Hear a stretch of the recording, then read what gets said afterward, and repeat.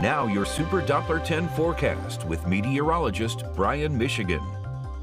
Well, we're continuing to track Hurricane Erin and the effects already being felt in parts of our area, especially in the water. Here's a live look from Avon, North Carolina. The waves are up. Whole lot of whitewater out there. High rip current risk from Virginia Beach down through the northern Outer Banks today and all the way down through even Hatteras and Ocracoke. So no swimming today. Lifeguards likely keeping people far away from the water. It's a surf at your own risk type of day as well. Know your limits if you're headed out for a surf. Wind right now with Erin 105, so that's good enough for a Cat 2. There's some dry air on the west side. That's kind of been leading to a little bit of weakening, but as it moves north over the next really 12 to 24 hours, a little bit of strengthening is going to be possible, especially later on today into the evening, kind of feeding off some of the warmer water of the Atlantic. Up to 110 Thursday morning around 8 a.m. That's when it likely makes its closest approach to us. It's going to be obviously closest to the Outer Banks, sticks out a little bit further in the Atlantic. That's where we're expecting the worst of the impacts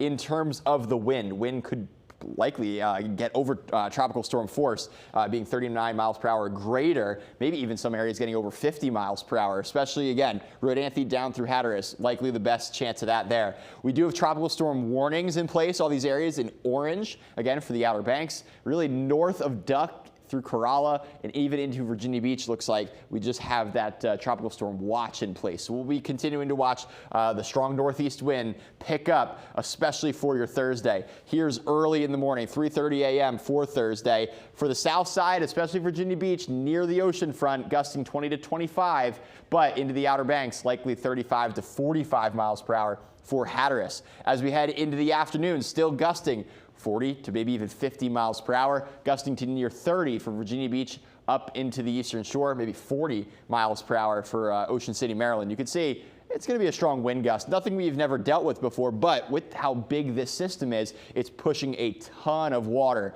towards the coastline. So overwash is something that we're going to be looking for. Just localized flooding for some of the low-lying spots along the coast. Coastal flooding, a big concern. Not so much over the next couple of high tide cycles. We'll definitely watch it. I'm more concerned about dune overwash of the Outer Banks for the next couple of cycles. But for Thursday afternoon and evening, that high tide cycle around 9 p.m. That's when we're really looking for the worst potentially of the coastal flooding when Erin is just offshore.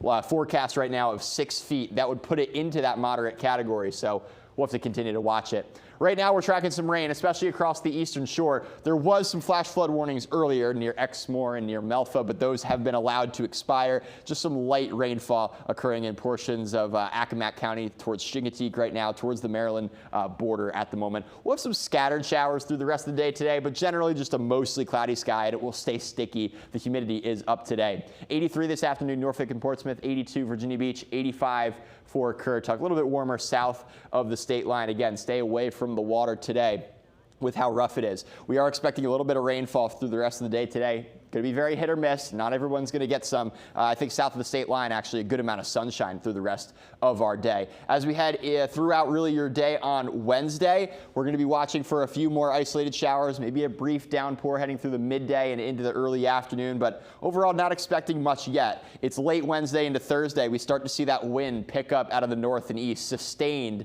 20 to 25 miles per hour in some areas early Thursday morning, maybe even stronger towards the Outer Banks, where we could potentially see a few rain bands move into the area. So we'll be watching that, again, mainly for the day on Thursday before this storm gets out of here Friday. We're in store for a pretty nice weekend. So this storm isn't hanging around. It's going to be in and out pretty quickly, but with just how big it is and strong it is, the coastal impact certainly will be the biggest thing